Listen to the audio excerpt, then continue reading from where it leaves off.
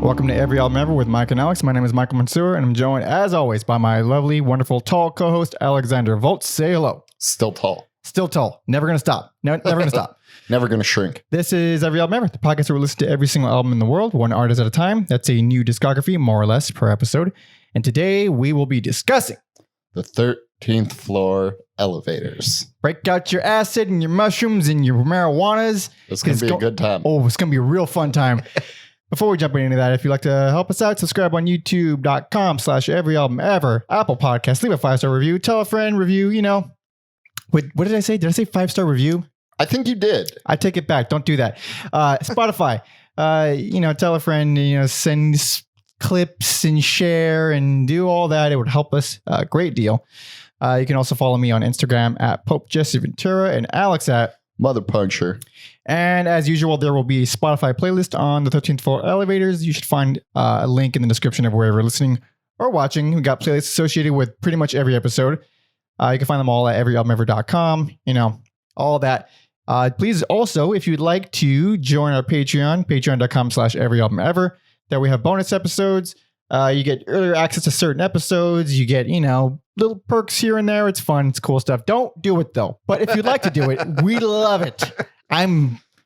These new headphones aren't going to pay for themselves. Absolutely. My other ones cracked out on me. And I thought about it I could do all the things with a pair of headphones with one ear that works, but that's living in poverty. That's living like a sad piece of shit. And I'm not Alex. Is that?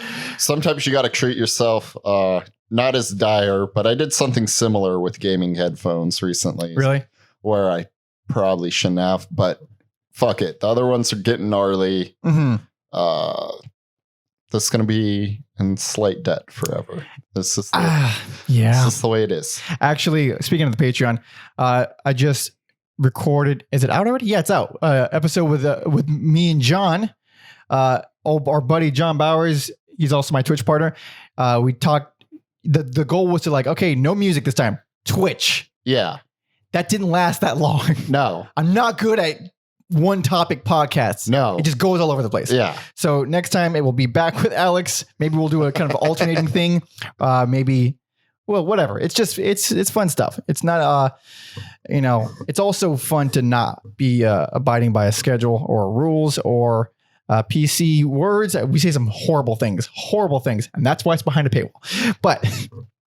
And that's why it's with John and not me. Don't worry. We threw you under the bus as well. Okay, great. 13th floor elevators. 60s as shit. Yes. Yeah. Arguably invented the psychedelic music thing. They were one of the first, if not the first band to refer to their band as psychedelic. And yeah, I think it's really cool. They're from Texas, and all these dope bands I listen to, like ZZ Top and now the Butthole Surfers. Hell yeah. And the Black Angels, they love the 13th floor elevators. If you're cool, for lack of a better word, I'll just say if you're a cool alt rock band from Texas, it's you got to know 13th floor elevators. Yeah. And I was exposed. It's a weird word to use them. I was nuggets, dude. When I was 11, yeah, I was listening to the Nuggets box set a ton. Yeah. And I really wish it was streaming. It's not, I don't think. I think people make playlists though. Yeah. So the Nuggets, I forgot what the full title of it is. But it's a gigantic compilation of just 60s one-hit wonders, pretty much. Unbelievable compilation of 60s tracks. And then they made a Nuggets 2, which was the same deal, but with just bands outside of the US. Mm-hmm. So all over Europe, mostly Europe. And that one was great too. That's how I discovered The Move, was through that box set and the creation. But 13th floor elevators, their biggest song was absolutely on Nuggets. And hearing that again took me back. Yeah. Oh boy. It's funny how much play that song gets now. What is it? What's it been in recently? The song is called "You're Gonna Miss Me." by the way. Recently, I don't know what the hell it's been in recently, but it's been in like True Blood commercials. What else are we working with here? Yeah, you know, the fact that you know, it was in True Blood is pretty crazy. Yeah. For those who don't remember, that was a huge, before it went down in quality, first few seasons of True Blood were fucking huge. Interesting. Huge.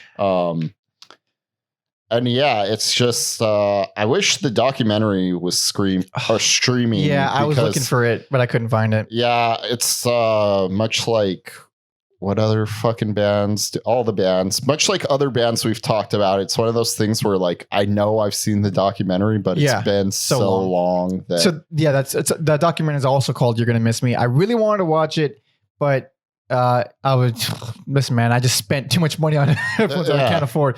But that's a really sad excuse, but it's actually true.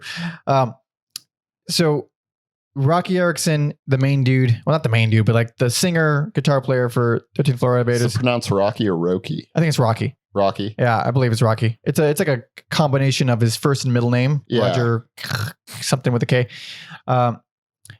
Yeah, I've known about this guy and his eccentricities for many years. Yes. And I'm very excited to talk about them. And I think it would be better for the episode to front load the things that what he is before we talk about the music. Yes. He is very much a Brian Wilson, Nick Drake type guy. Syd Barrett type. And he could have ended up like Nick Drake, but I am very happy he got to fight through that and see like the fruit that his music would eventually yield and all the respect that he got before he passed away. Yeah. Which was like last year, right? Yes. Yeah, that was, man. So, I'm very happy that he didn't end up like a Nick Drake type character. Yeah, it was close though. It was real close. It was real close. That's what the documentary is about, right? Yeah. Schizophrenic. Yeah. What else does he got going on? I have on my notes my Roky Erickson trivia of all the little bullet point of all the weird things about this guy. The thing that kicked it all off, I believe, was him getting arrested for marijuana, for having marijuana. Already insane. A joint. Yeah. Already, fuck you, America. Already that, because it's just a little joint. What's the fucking problem? So he gets arrested for that, pleads insanity. Instead of doing jail time, because one joint was jail time back in the day. It was. Pleading insanity, one of the worst things he could have done. That in 3 years in a mental institution, a maximum security mental institution, and 3 years of electroshock therapy. Yeah.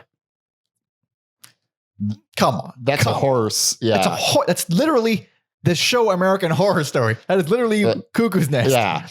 What in the holy hell? I was reading interviews, and when he was older and stuff, he's very much like, very much a schizophrenic, paranoid schizophrenic. I have family members who talk just like the way he talked. Mm-hmm. Like, I'm very familiar with that type of conversation. And he remembers nothing from those years. That makes sense. It's gone. Yeah. Just super crazy. But that was just the first thing. Many things continue to happen. Do you know any of the other things that continue to happen? No, that was like the main one that I read. And then I know, kind of getting ahead a little bit, I know like as an adult, like someone had to have custody over him though. It was his brother. Yeah. Yes. Cause he was that unstable all the way through that. So what happened was, he got out of the initial 3 years. He was all fucked up, and his mom was taking care of him. And his mom, bless her stupid heart, she meant well, but she just kind of let him like, you know what? You don't need meds. You do what you got to do. You do whatever you want to do. And that subsequently led also people didn't like. No, but it was like her Apparently, she believed more in prayer than. Oh, okay. Never mind. That's why she's like, listen, you're good. Don't she worry would have been that way today. Exactly. Yeah. And so because of the neglect, I guess his teeth started rotting really badly, to the point where there were these abscesses in his mouth that a doctor testified that they would infect his brain if they weren't taken care of. Whoa. And because of that, his brother got custody of him. So that whole thing, his teeth was actually a big fucking deal. Holy shit. And his brother taking care of him kind of, helped turn his entire life around. So I mentioned the thing about his teeth. Obviously, all his teeth fell out. Henry Rollins paid for his dentures. Nice. Which was the sweetest thing. I had to stop and take a minute. I'm like, that's the sweetest. It's the sweetest. Of course he bought teeth for one of his idols that he grew up listening to. Yeah, that's why I bought up ZZ Top and Butthole Surfers, because I know they've done stuff with him musically. Mm-hmm. Black Angels would tour with him as his backing band. So very nice of Mr. Rollins. Yeah, and all these people to really support him. Yeah. Give him a comeback. Also, so that's not even the end of his craziness. There's a lot of craziness. Yes. He was once again institutionalized, this time stealing mail. Because that's just what a paranoid schizophrenic does. Yeah, they steal mail. He thought he was protecting them from stuff Sure. It's just, you fucking feel bad. And then at one point, which is another obvious indicator, he had a band, was it called the Aliens or something like that? Yeah. He was so convinced that he was an alien. He was so convinced that he himself was an alien that he had it notarized by an attorney that he was an alien. Holy shit. I remember years ago, I saw a photo of the actual document that was notarized. Having a few unpleasant drug experiences, I can see how he went down that road. I've had experiences where I didn't feel human. Mm-hmm. And so that makes a lot of sense that if you're in a constant state of that. Yeah. A lot of, there's a lot of kind of correlation to LSD kind of kickstarting any dormant mental schizophrenic tendencies. I don't think there's a whole lot of science backing up if you don't have that genetic predisposition. Basically, if you weren't already going to get it, you're probably not going to get it from acid. But if you were going to get it, which is the prime age is early 20s to mid 20s. Yeah. I think acid kind of kickstart, it gives you a head start. It starts early. So Brian Wilson and Roky Erickson were already going to get it. Yeah. My brother was already going to get it. Just the drugs kind of give it a head start. But according to bassist Ronnie Leatherman, I think he said at one point that Rocky was a vegetable by 1968. I believe it. It was that early. That was that early that he was gone. I believe it. So crazy. That's so young. He was 22 or something. Yeah, he was a young man when he started the 13th floor elevators, and crazy. Last one. No. Okay. I have two more. Yeah. Keep them coming.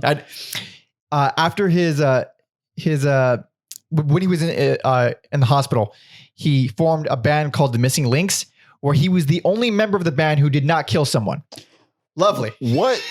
So it was him and the guys for Mayhem. It was him, and it was a completely black metal band. Yeah. And the last thing was he met Jack Black because Jack Black was supposed to play him in a biopic. Yeah. And he backed out for whatever reason. I think some people said that Jack Black felt intimidated by the part. I don't know. That's probably not true. He's not really an actor too. So whatever. He does the cat jumps. Yeah. And a lot of fat guy humor. Yeah. Good for him. Tenacious D's cool. Yeah. I like Jack Black. Yeah. He's cool. But that's the preamble for the band, which is they're pretty important. They're pretty fucking significant. And I think the records, they sound rough, but they hold up for what they are. Yeah, I don't think they sound too rough. I dig them. There's only 3 of them. This is one of the most pleasant listens. It was easy. Yes. Real easy. Real easy. Not too much to get riled up about. No. And then for, I guess, people who don't know, you're going to be hearing a lot of weird sounds. That's actually an electric jug player. You would not believe on my notes how many times I say that fucking jug. That fucking jug. The jug is everywhere, and it's not that it's bad. Okay, it's just overdone. It's just the same sound. It's not even. Yeah. When you think of jug, you think of. It's not that. No, it's not that. It sounds like a distorted bongo, kind of. It has that kind a little bit. It almost sounds like a drum. Yeah, but it's the same in every song in their entire career. Yes, every song. It's exactly. It sounds like someone's just playing a tape of that sound effect every time. But electric jug player Tommy Hall also was a big songwriter, so it wasn't like he was just jugging away. Away. I remember watching the documentary with good friend Dylan, and someone was talking about the electric jug, and he's like, this sounds like that Patton Oswalt joke where he's describing a redneck walking in on a magician in a comedy show and comparing it to a David Lynch movie. I'm like, yeah, it kind of does. Like, I mean, how much weirder? Like imagine being a cowboy and you just like walk into a bar and like the 13th floor elevators are fucking doing their thing. But even the name, the electric jug, sounds like a joke. Yes. Really? The electric jug? Really? The electric bottle? Yeah. Fucking. But it's it'd be real easy to call an album Electric Jug. Yeah. Because it fits, kind of sounds like psychedelic lingo. 100%. Near the band, the Electric Prunes? Oh, there you go. Was it? They did Incense Peppermints, right? Was that them? I forget what song. We'll get to them one day. I'm going to Google it. And it's not. That's Strawberry Alarm Clock. Sorry. Electric Prunes was another band on Nuggets, but I remember liking them. Just take take vegetables and fruits and put verbs in front of them, and you got yourself a psychedelic band name. The Running Prunes. I don't know why I thought running. I just stole prunes from Electric Prunes. Whatever. So 3 albums only. First album was released in 1966. Last one in 1969. So very much a 60s band. Yes. The most 60s. So you ready? I am ready. All right. This is 1966's The Psychedelic Sounds of the 13th Floor Elevators. Let us talk a little bit. This is a very popular, famous album. Best personal Really? favorite. Really? All right. This is the one. This is the one for you. All right. No, I don't blame you. I blame you a little bit. Only because, here's why I don't blame you. Because there are, and you'll find this on streaming, 2 different versions. I mean, it's very common to have a mono and a stereo version of 60s albums, but this is a big difference because the stereo version is the band's original envisioned track listing, which is completely different. Okay. And then the mono version, apparently the label went behind their back without their consent and reordered all the songs. And that's the version that opens with "You're Gonna Miss Me." Yeah. The douchey, scummy record label track listing order is better. It's much better than the original. That's why I went mono over stereo. I heard the mono just slaps better, and I wanted to disagree with that so hard because it's the band's vision. Yeah. It's the band's vision, but they're fucking wrong this time. So that's a perfect opening song. It's it was also the hit, so it's why the record label did that. But the other one opens up with "You Don't Know." The quote unquote original version opens up with "You Don't Know." It's not a bad song, but boy, is that not really an opener. No. Yeah. So I gave this best because I think almost every song is fucking awesome. Really? Even Monkey Island? Even Monkey Island. God damn it. Even Monkey Island. The reason Monkey Island, I was going to ease into it, but whatever. The reason Monkey Island works for me is because it's like, I think my favorite song ever is Kingdom of Heaven. Really? If you are going to pick one 13th Floor Elevator song to listen to on drugs, and only one, Kingdom of Heaven is the fucking song. And it is just, I don't know what's if my brain is broken or what, but songs like that, they're kind of sexy. Like when it's druggy, it's kind of sexy to me. You hear that? Alex drugs people. I drug people. So one thing about that's because it's a great song. On the original version, it was the closer. Perfect closer. Yeah. I don't know why the label disagreed with that because it's not the closer. I mean, what's the Tried to Hide? Yes, is the closer on the mono version. I don't agree with that at all. Yeah, not too memorable, but I think if you're not going to close with Kingdom of Heaven, that Monkey Island is a suitable, like, hey, this is a little more high energy, get you back into it. Another thing I have to, because I gotta fight you a little bit. Yeah, Fire Engine. You don't like it? I don't like it. Fuck. Well, let's tell you. I think it's fucking cool. All right. I think again, not like anything groundbreaking for the time, or in 2020. Right. But I think Fire Engines is a great psychedelic track. And then there's things like Rollercoaster, where great. You think with that name, it'd be like a high energy song, but it's just textbook how to do an awesome psychedelic song. Dude, that song is fucking smooth. It's smooth. It kind of sounds like spy music. Yeah. I love it. Put on a little bit of that motherfucker. Will do.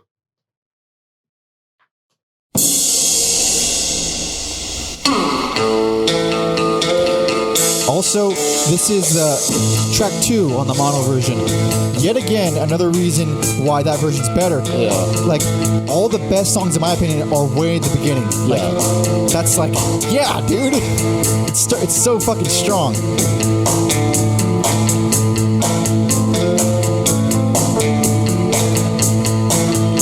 It's like when James Bond gets drugged or something. Yeah. His eyes were clear to see. Those vocal lines really remind me of Wipers. Interesting. Really, like I always hear Wipers in these older bands. Like you could, yeah, for sure they like the flow. For sure. That's a cool song. And then you're like, that's really good. Are the good times gonna stop? No, Splash One's great. Yeah. Fucking kind of a ballad. Yeah, kind of. I almost hesitate to call it that, but there's not a whole lot of traditional ballads in this entire discography. No. Too psychedelic for that. But even, I guess what people would commonly think of when they think of psychedelic, they think of like, I don't know, like just long drawn out, go nowhere, experimental drugginess.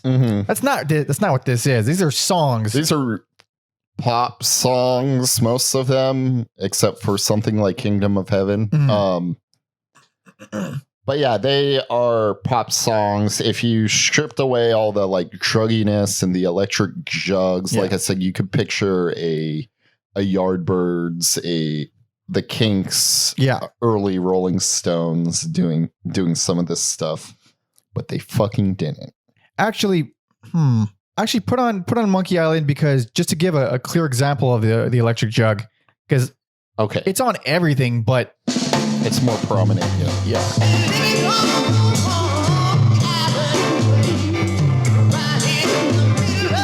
If you hear any whooshing, that's kind of funny because it kind of sounds like monkey noises. Yes. Yeah. Some more electric jug in the left. I can't. All right.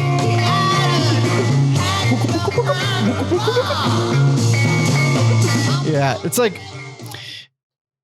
here it's on like I'm sure it's on all of them, but it's only really obvious on like a handful. Like in the next album, you'll get it a lot more. But what else what about Reverb Nation? That's kind of like a very 60s song. Let me hit you with that. Yeah.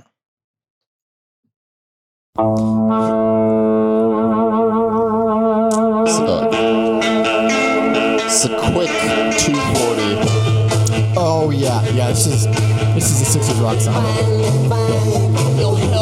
It's for sure reminds me of the Stooges. Yeah. So much Stooges. Yeah. Well, that's the other thing that we didn't talk about is the garage rock aspect of the band. That's right. Yeah, that's very prominent. That's a good song too. Yeah. Right here, it's like, so yeah, just talk about the 60s garage rock aspect. Yeah, so I think that's why you think of the Stooges and yeah, I don't even know what like older bands to call like garage rock that aren't punk bands. Mm-hmm. And a lot of those Nuggets bands, 60s garage rock, there's a whole bunch of them. I think they get lumped in quite a bit with just the psychedelia stuff, and they all have that same kind of, and this album included, a lot of the where you feel like bongos are around and tambourines and everything sounds super, super echoey and reverby. And there's a very distinct type of guitar playing where they're almost trying to emulate a sitar. Yes. Really buzzy kind of high notes. That's like 60s garage rock psychedelic stuff, like to a T. And I really feel the era and the year more than I feel like this is a band on this album. Yeah, I think also like the psychedelic and the garage rock kind of this blend so seamlessly. It's easy to look over the garage rock aspects of it, especially because, you know, garage rock had like that revival in the early 2000s. Yeah. If you want to listen to our White Stripes episode. I forgot which episode. Sorry. I'll look it up right now. It's around. You'll find it. Yeah. So, and that kind of went more in the punk vein of it. So not quite a psychedelic. Yeah, overall, I remember getting all tongue tied. I really remembered a lot of this album as from being a kid. Mm-hmm. This was on rotation a lot in my home. My brother Robert listened to these guys a lot. I thought, like, I distinctly remember talking about like the later albums, but when I heard them, I was like, this don't sound familiar at all. Like, this is like all the bangers, I guess. All the bangers. There's still good music. There's still great music, but this is like the best entry point, I think.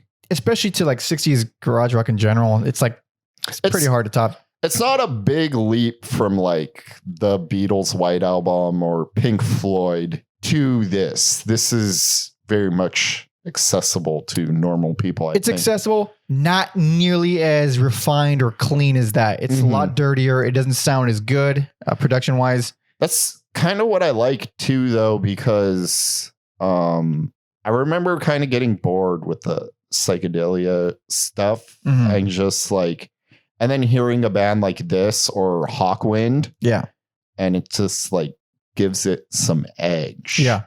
Where like the Pink Floyd version or like prime Pink Floyd version of psychedelia is like a classy steak restaurant, where this is like Black Angus. Outback. It's Outback, Alex. It's Outback. You want a bloomin' onion on your burger? They're gonna do it for you. I mean, this is more akin to Pink Floyd's first album more than anything. Like, which is of course a different band entirely. But one more thing, this goes for the next album as well. But I was really surprised to hear how good the stereo version sounded. Is it good? I'm gonna have to check it out. Just in terms of production, because my first comparison is obviously the worst end of the spectrum, which was it Fresh Cream? Cream's first album. Oh, yeah. Which sounds like fucking dog shit. And it's just one of the worst examples of stereo production.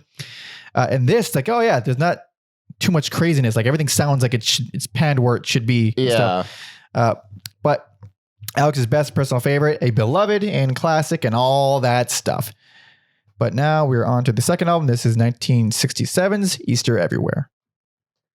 You went too fast. Sorry. I got it.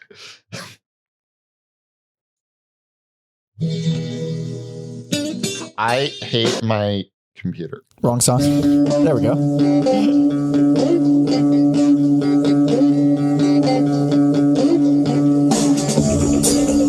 And Where's that jug? This is...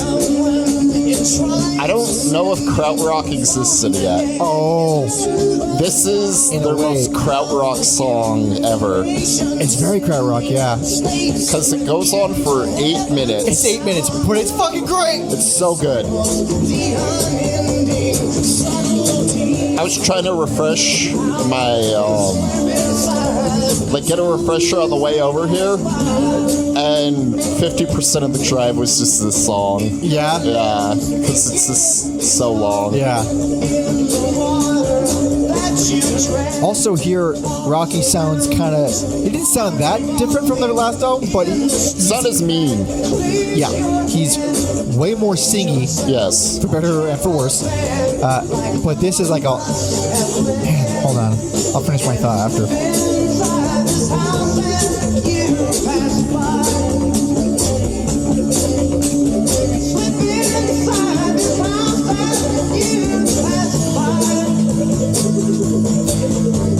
That fucking jug, man. It's almost like record scratching. It is. Yeah, I didn't think about that.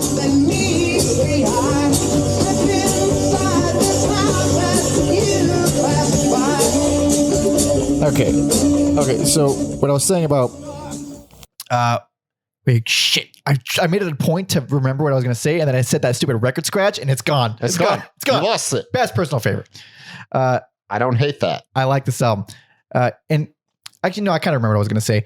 So the reason why I think the writing is stronger is the most consistent here overall. There's only like one song on the entire album I don't like, which is I Had to Tell You. Didn't think it was that great. But it's also at the very fucking end of the album, which means Mike's happy. It's right way at the end. It's not even that bad. But while we're on that, they cover a Bob Dylan song. Oh, yeah. And when it came on, I was like, why does this sound more like Bob Dylan than the fucking Bob Dylan song? That's interesting. I never heard the original Dylan version. I think I have, but sorry to take your thunder away a little bit. I'm spacing on tracks. Okay, the Bob Dylan song is Baby Blue. Yeah. And it's just fucking awesome on here. It's great cover song. Beautiful. And I don't think about Bob Dylan. It's just awesome. And then, yeah, I Had to Tell You is like, why do you sound like Bob Dylan now? Yeah, interesting. That's interesting. But for the rest of it, so writing, I think, is just more inventive. It's more, okay, I keep jumping around. Rocky's voice, along with the entire writing style, suddenly they feel like a band now. Like full identity. Okay. Like, whereas the first time I thought was so much just the 60s, so much like their peers. This is like, oh, they're this kind of band. They found their sound. And it was like, I'm surprised. It was a year later and these songs are completely different. Rocky's not doing any, which I do miss. I do miss his fucking Axl Roses. Yeah, the screams are fun, but sometimes you got to move on. Yeah, and I don't think he's actually that good of a singer, but it's fine. Like it doesn't take away much for me. Like which song did I think was I? You know what? I'm already blanking on. It doesn't matter. But another thing, that jug, which I briefly mentioned earlier. Every song. You're not going to get away from it. It's not going anywhere. It's not going nowhere. It is on every song. And it's that same. It was like white noise at this point. Yeah. Okay. So one thing I read about Sutherland, what's his first name? Stacy. Stacy. Okay. This fucking acid fiend. I think I was reading stuff where when they first started out, he had this, I think they call it like a schedule, which just meant take a bunch of acid before every show. Yes. I thought Tommy Hall was like the fiend and he like, wait, which the jug player. That's what I mean. Okay. Yeah. Tommy Hall's the jug player. Yeah, Stacey Sutherland's the guitar player who probably did acid, but Tommy Hall was like the biggest advocate for it. It was him. My mistake. They encourage you to do it on the liner notes on the previous album. Of course they did. So I think I might have got the names mixed up. One of the other members, it might have been Leatherhead or Sutherland. I hope I'm getting all the names right. they had to compensate by like just taking half a tab. Yeah. One of them took half a tab and the other one just left the band. Walton, who was the drummer, and Leatherman left because the usage of LSD was insane. Too much. And like, it makes so much sense that the dude basically forcing all the members to take acid before every show is like, no, dude, this needs more jug. I'm going to need to throw a couple more. No. Can you like the jug on that one? No. How about I do a second overdub jug track upon this one? Yeah. Yeah. It's fucking ridiculous. If I just get everyone high on LSD, no one's going to question the jug usage. I want to see him play. This stupid fucking jug. But that's the main problem I have with it. It's just it's on every song. I think Slide Machine is real cool. Hell yeah. It's a psychedelic Western. Yeah. The guitar is just kind of noodling throughout the whole song. And like, I was reading the lyrics and that was like the only time I had like a, whoa, man. How so? So it's like, I'm paraphrasing to this kind of get the general vibe of the song, but it's like talking about splitting your head open in a journey to get to you. So like, you know, mentally get to the journey is a mental journey, but there's still the physical slicing your head open. This dude needs to hang out with Jodorowsky. Yeah, that was the only time I was like reading the lyrics. So I was like, whoa, man. There's plenty of those, but just that visual. It's actually pretty cool. Yeah. Very, very on acid. That is a super on acid thing to say. It is. So Slide Machine along with Dust, both great songs. Those are the ones I thought Roky had the weakest performances. What about the little pitchy? What about the ones where they like there's some effects on the vocals, like on Nobody to Love. The amount of reverb is almost comical, but it's still like it's on brand though. So I'm just gonna throw a little bit of that on.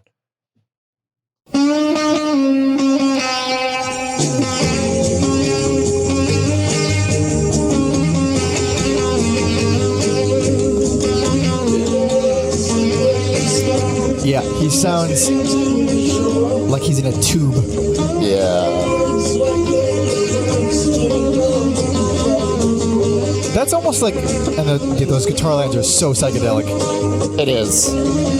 Yeah, that's so funny to me. Like, it's so prominent with psychedelic rock in the 60s to have like just the most bizarre, stupid recording techniques and weird, ugly production. But it's psychedelic, man. Just flow with it, dude. Yeah. It was the Wild West, I guess. So it does actually kind of like, oh man, it's psychedelic. It doesn't sound that out of place, even though it's legitimately stupid and kind of bad. I think I will say Baby Blue, even though we talked about it a little bit, just feels like a nice, warm psychedelic blanket. You just cozy up with that song. It's very cozy. Feels good. I think I like I've Got Levitation. It's fun, but Postures is real fun. It's like I really like that as a closer. It's just super cheery and really fucking not bouncy, but like I don't know. I like it. I think it's nice. Kind of like Baby Blue in a way. It's a lot happier though. A lot happier. Also, not really anything about the song, but I'm going to pretend that the Butthole Surfers are our friends. Our friends of the Butthole Surfers covered Earthquake. Oh, wait. That sounds familiar. Which album? Do you remember? I don't know where or when. I know it happened. Just say it happened. Interesting. Listen to that episode. I forgot all the numbers. There's just too many now. I lost all the numbers. I used to know every episode number and the name, whatever. But, yeah.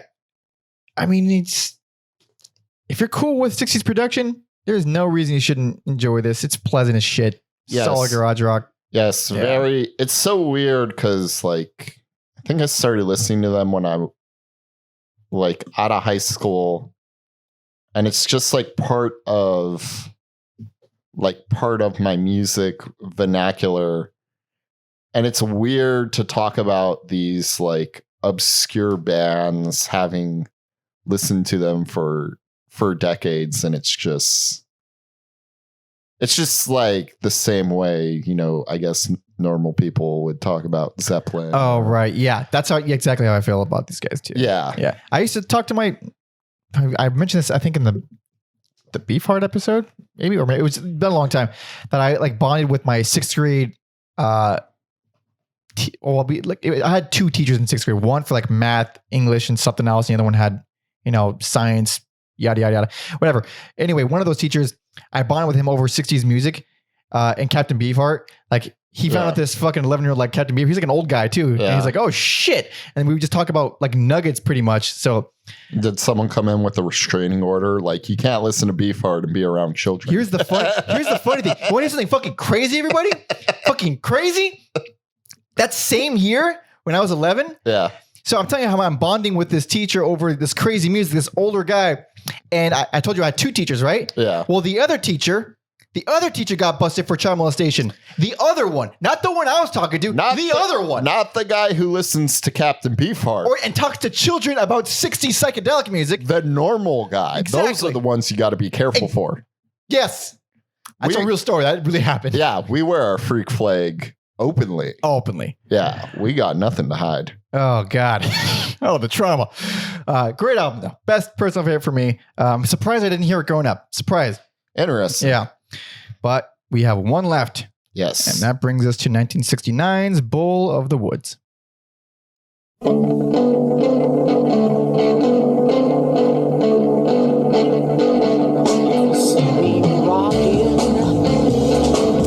Not as out there.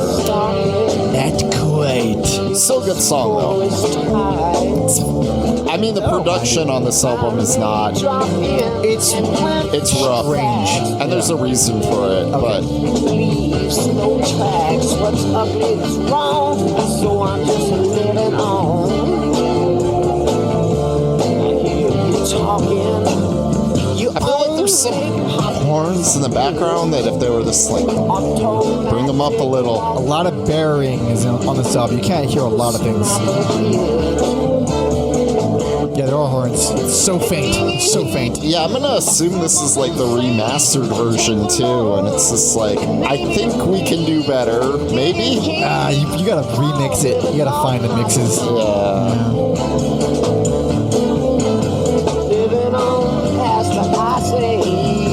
So from this one, I was immediately like, oh, this is grab me immediately the way the last one does, which I think is very obvious what we're gonna say.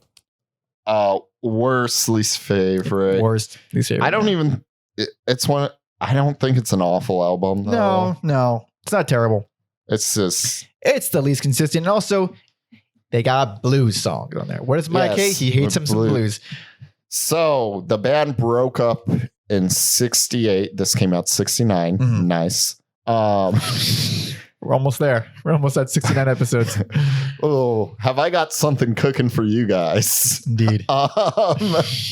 So broke up because Rocky's mental instability, Tommy Hall's LSD usage. A lot of these songs were incomplete and kind of patched together with Stacey Sutherland. He took over some of the vocal duties on some of the tracks. So yeah, already it's handicapped a lot. It's some people could turn this around maybe, but not this album. I'm going to say the worst sounding track. I don't think it's a horrible song, but easily the worst sounding one is Rose and the Thorn. Really? The production on that is like the song is fine. Because that's what I wrote. Rose and Thorn and Scarlet and Gold. Mm-hmm. I think in an alternative universe, those are fucking dope.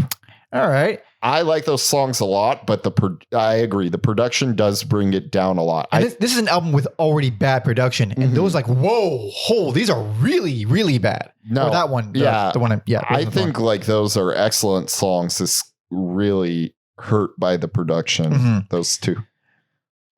Barnyard Blues, get the fuck out of here. Yeah. And then not only that one, but like Down by the River is another boring bluesy. Yeah, this type. Yeah, it's like the same thing. They've never done blues before, so I was like, why now? Yeah, I will say if I have to pick one, I think Down by the River is better than Barnyard. It's like less than 2 minutes. That's why exactly. It's super. It goes by. So first of all, I think Dr. Doom is really fun, but it's also one of the better sounding production wise. I think it's one of the best produced tracks on here.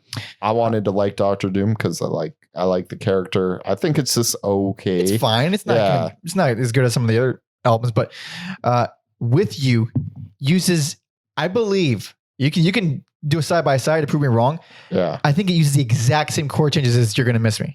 Like the exact put on With You and then immediately put on You're Gonna Miss Me.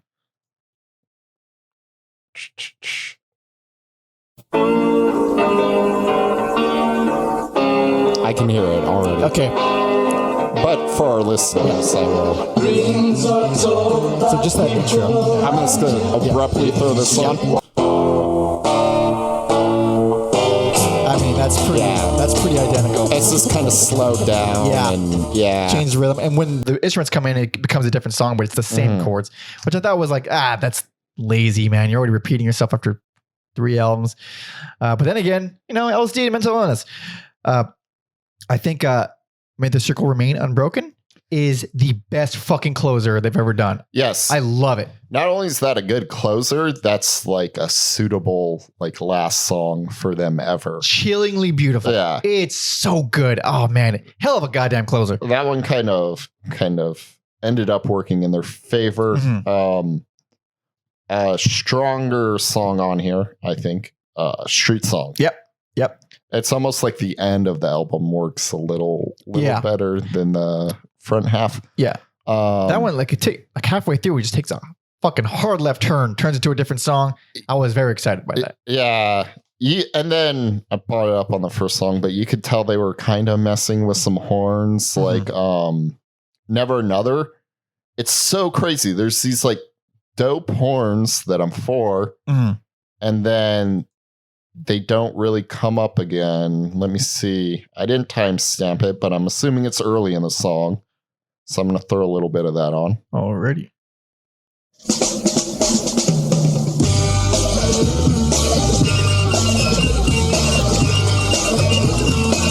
Oh, that's an unknown sound. Yeah, I don't know. Imagine it's the jug. If that's also the jug, I stand corrected. It's got range. Yeah.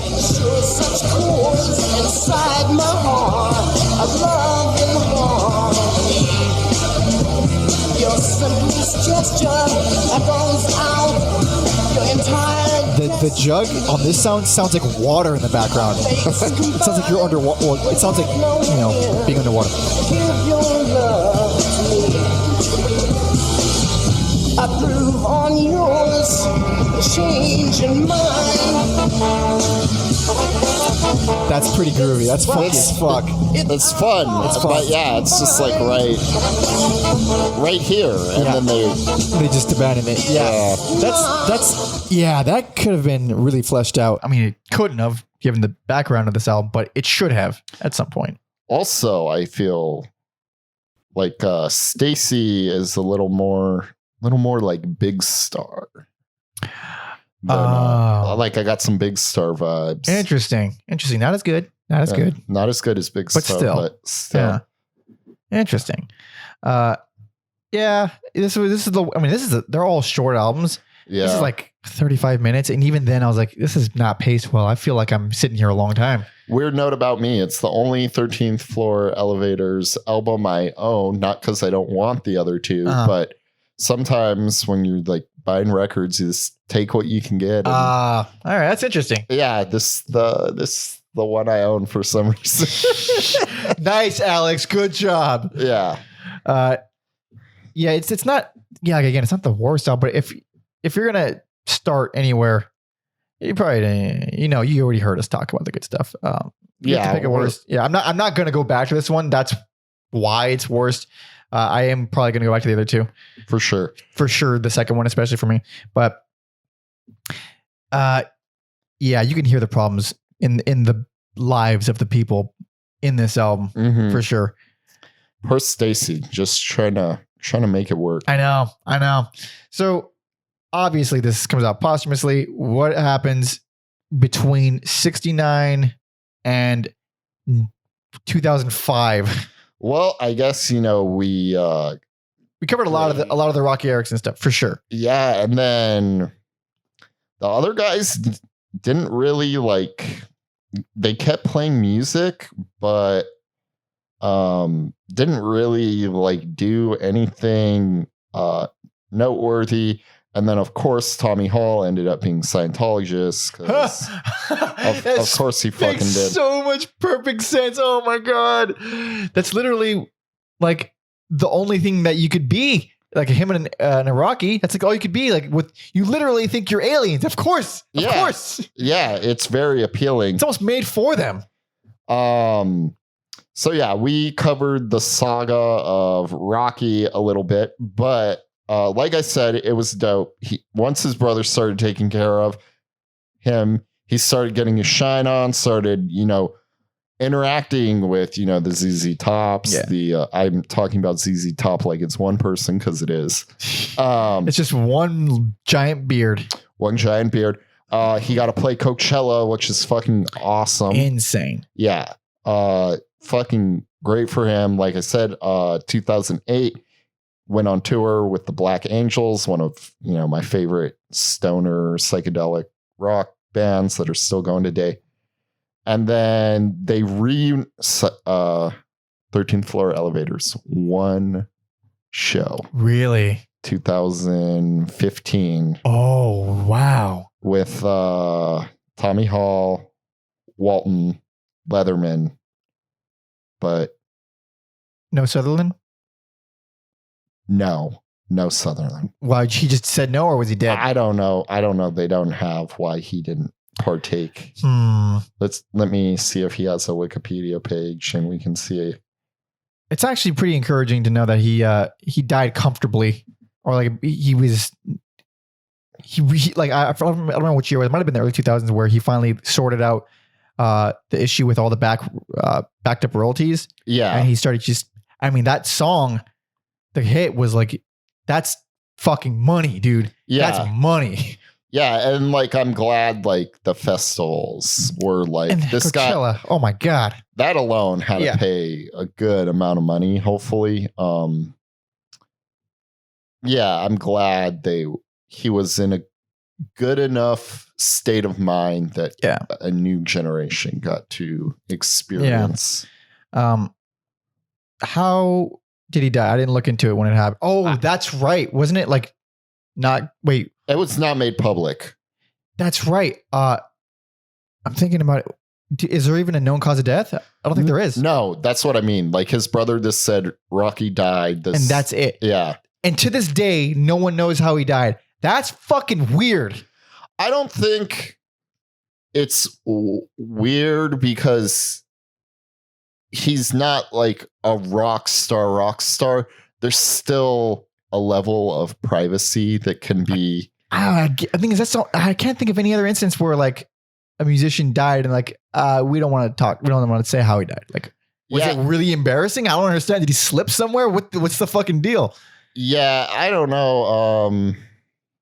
Yeah, I guess really that's most of the time it should be the family's business. And like I said, he's at that level where it's not it's not going to be paparazzi banging on his brother's door. It's also a very kind of interesting mystery to it because if we knew how he died, heart attack. Okay. Yeah. It's so much more interesting that we just don't know. Yeah. What it was. But he was an old guy. He was a mentally ill old dude. He doesn't have any teeth. It can't be that interesting how he died. Shouldn't matter. This adds to the legend of Roky. Maybe he was an alien. Maybe he just went back home. Maybe. It was notarized. Who are we to say? Maybe Tommy got the hookups for him at the Scientology places, and off he went. But let's do a little recap. Best personal favorite, the psychedelic sounds of the 13th floor elevators. What a mouthful. Worst, least favorite, Bull of the Woods. Best personal favorite, Easter Everywhere, which I'm glad I finally got around to in my lifetime. And worst, least favorite, Bull of the Woods. But yeah, easy discography. Yes. Real snappy, real short. What a pleasure. Indeed. But thank you all for listening and watching. And, you should all listen to 34 Elevators. They're fun. If you want to support us, go ahead and subscribe on youtube.com/everyalbumever. Apple Podcasts, Spotify, leave reviews, 5-star ratings, all that stuff. Also follow me on Instagram at Pope Jesse Ventura and Alex at Mother Puncture. And check out the Spotify playlist on the 13th floor elevators. You'll find a link in the description of wherever you're listening or watching.